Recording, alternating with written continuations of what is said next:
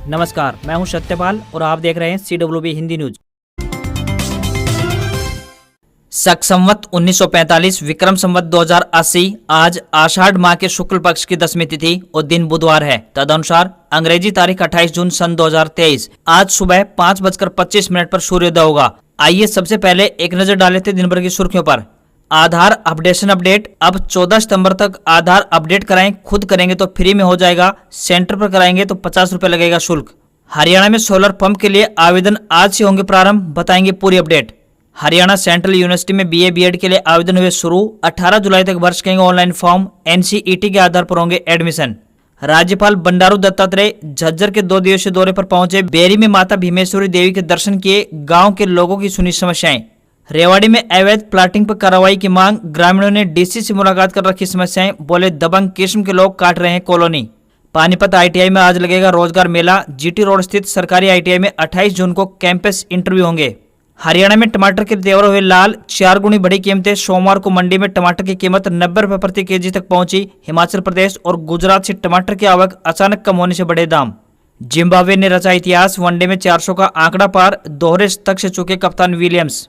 Haryana police को मिलेगा हर महीने मोबाइल भत्ता, गृह मंत्री अनिल विज ने कहा नशे से दूर रहें युवा। हरियाणा में ढोसी की पहाड़ियों पर बनेगा हरियाणा का पहला रोपवे, केंद्र ने दी हरी झंडी। और अब खबरें विस्तार से।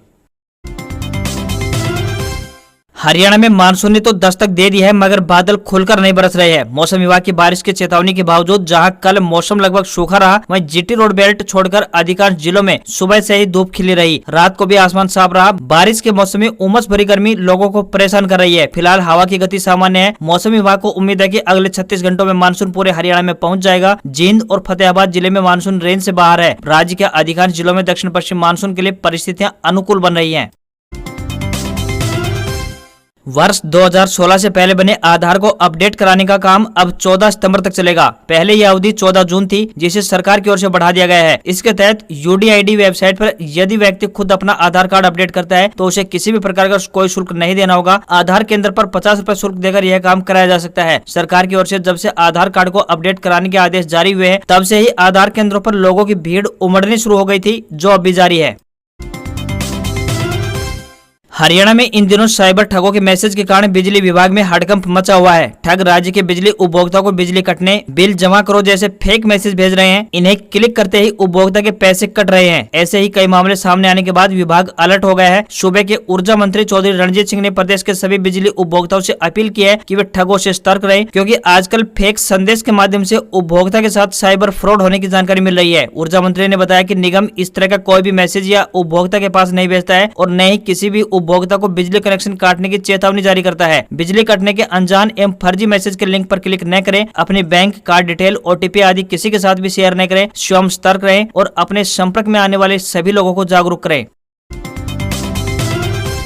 हरियाणा में इनेलो नेता एवं विधायक अभय सिंह चौटाला की परिवर्तन यात्रा फतेहाबाद जिले में है। तीसरे दिन यात्रा लेकर अभय चौटाला फतेहाबाद से रतिया विधानसभा की तरफ रवाना हुए। गांव अयालकी में उन्होंने लोगों को परिवर्तन लाने के लिए मंत्र दिया कि हर व्यक्ति को मिलते समय राम राम, सत श्री अकाल के साथ साथ परिवर्तन लाओ भी जरूर बोलें। अभय चौटाला ने उचाना सीट पर इनेलो का दावा ठोका, कहा कि इस सीट के लिए जंग लड़ रही भाजपा व जसपा दोनों ही चुनाव नहीं लड़ेंगी। उचाना सीट हमेशा से इनेलो की रही है। वहीं दुष्यंत चौटाला को इसलिए वोट दिए गए क्योंकि उन्होंने लोगों को यह सब्ज भाग दिखाए थे कि ओम प्रकाश चौटाला का आशीर्वाद उनके साथ है और वह चौधरी देवलाल की नीतियों को आगे बढ़ाएंगे। अभय सिंह चौटाला ने कहा है कि इनेलो राज्य में ऐसे स्कूल बनाएंगे कि शहर से भी बच्चे गांव में पढ़ने आएंगे। उन्होंने कहा कि इस सरकार ने ऐसे बिजली मीटर लगा दिए हैं कि जो धूप की तपिश या फिर मीटर के पास यदि कोई बीड़ी भी पिए तो उसकी गर्मी से भी घूमने लगता है। इन मीटरों को जोड़ में फेंक देंगे। अभय सिंह चौटाला ने कहा कि परिवार पहचान पत्र के नाम पर आम आदमी के साथ धोखा हुआ है। गुजरात की एक कंपनी को यह काम दिया गया है। अपने आकाओं को खुश करने के लिए पूरे देश में यह सब कहीं नहीं है तो हरियाणा में ही क्यों लागू किया गया है। मुख्यमंत्री PM के चहेतों को राजी करने के लिए हरियाणा को बर्बाद कर रहे हैं। इससे बुजुर्गों की पेंशन कट गई है और गरीबों को पीले गुलाबी राशन कार्ड काट दिए गए हैं।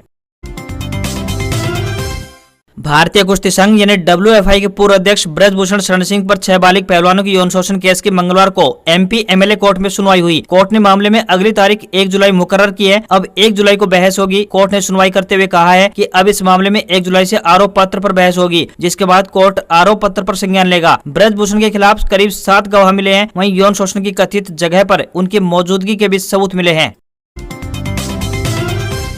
हरियाणा स्टाफ सिलेक्शन कमीशन यानी HSSC ने ग्रुप डी भर्ती में आवेदन करने वाले युवाओं को बड़ी राहत दी है। हरियाणा SSC ने आवेदन के लिए 10 दिन का समय और बढ़ा दिया है। अब युवा 6 जुलाई तक आवेदन कर पाएंगे। अभी तक इन भर्तियों के लिए 10,54,000 से अधिक युवा आवेदन कर चुके हैं। आयोग ने इसी महीने आवेदन के लिए पोर्टल खोल दिया था। कमीशन के अधिकारियों को उम्मीद है कि लास्ट डेट तक 20,000 से अधिक युवा भर्ती प्रक्रिया में आवेदन कर सकते हैं। ग्रुप डी भर्ती के लिए इसी साल सितंबर में CET एग्जाम हो सकता है। हरियाणा SSC के चेयरमैन भोपाल सिंह खत्री ने बताया कि जो पहले आवेदन कर चुके हैं उन्हें दोबारा आवेदन करने की कोई आवश्यकता नहीं है।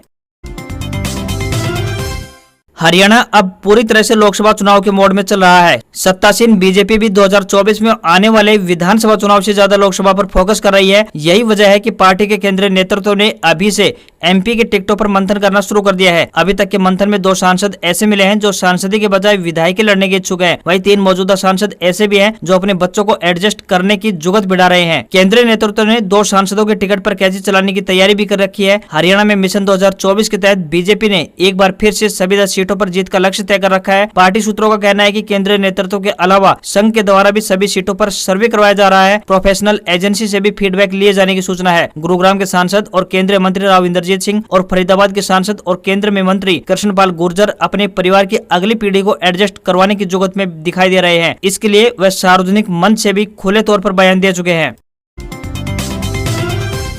हरियाणा के मुख्यमंत्री मनोहर लाल खट्टर राज्य पुलिस पर मेहरबान दिखाई दिए। पुलिस के साथ जनसंवाद के दौरान उन्होंने पुलिस कर्मियों के लिए 400 रुपए मासिक मोबाइल भत्ता देने का ऐलान कर दिया है। साथ ही थाने में तैनात मुंशी के लिए अतिथि सत्कार के लिए 3,000 रुपए प्रति माह देने की घोषणा कर दी है। CM ने कहा कि सभी पुलिस कर्मियों को अब पुलिस स्टेशनों में तैनात पुलिस कर्मियों की बराबरी अधिकतम 20 दिन की डेली यानी भत्ता भी दिया जाएगा। मुख्यमंत्री मनोहर लाल खट्टर ने हरियाणा पुलिस का प्रहरी ऐप भी लॉन्च किया। उन्होंने हरियाणा पुलिस के प्रतीक चिन्ह का भी अनावरण किया और इसे हरियाणा के पुलिस महानिदेशक प्रशांत कुमार अग्रवाल की वर्दी पर सुशोभित किया।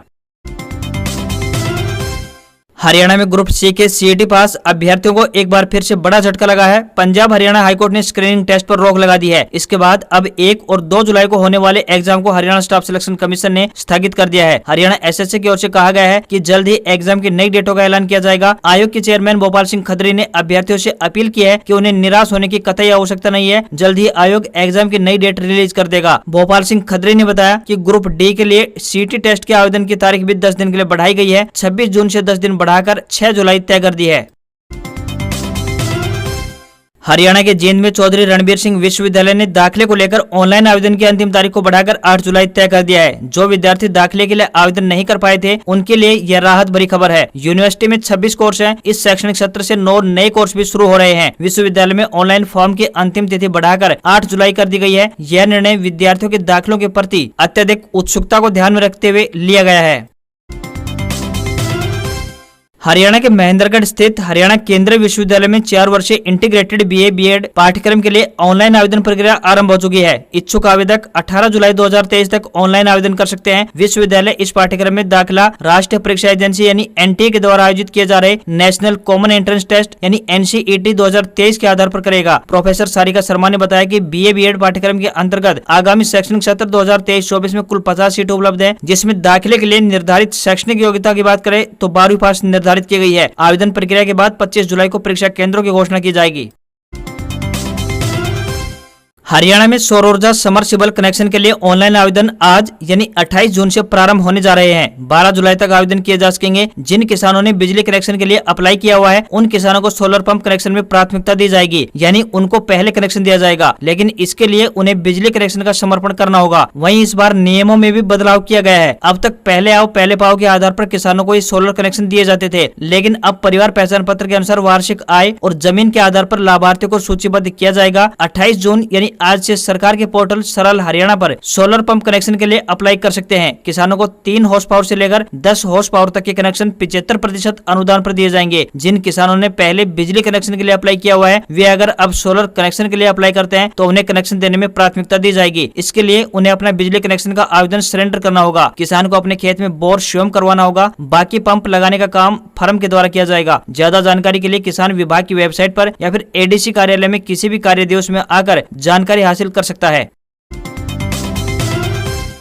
अगर आप भी नौकरी की तलाश में हैं तो आपके लिए एक बड़ी खुशखबरी है। आपको बता दें कि राष्ट्रीय मलेरिया अनुसंधान संस्थान की तरफ से अनेक पदों पर भर्ती के लिए आवेदन मांगे गए हैं। महिला व पुरुष दोनों वर्गों के उम्मीदवार अपने आवेदन भेज सकते हैं। जो भी उम्मीदवार इन पदों के लिए इच्छुक हैं वह रजिस्टर्ड डाक के माध्यम से अपने आवेदन भेज सकते हैं। आवेदन करने की अंतिम तिथि 21 जुलाई 2023 तय की गई है। वहीं SC, ST, दिव्यांग व भूतपूर्व सैनिक व सभी वर्ग की महिलाओं में भुगतान में छूट रहेगी। बाकी सभी की फीस 300 रुपए निर्धारित की गई है। इन पदों के लिए आपको ऑफलाइन आवेदन भेजने होंगे। उम्मीदवारों से विनम्र निवेदन भी है कि भर्ती के लिए आवेदन करने से पहले आधिकारिक विज्ञापन जरूर देख लें।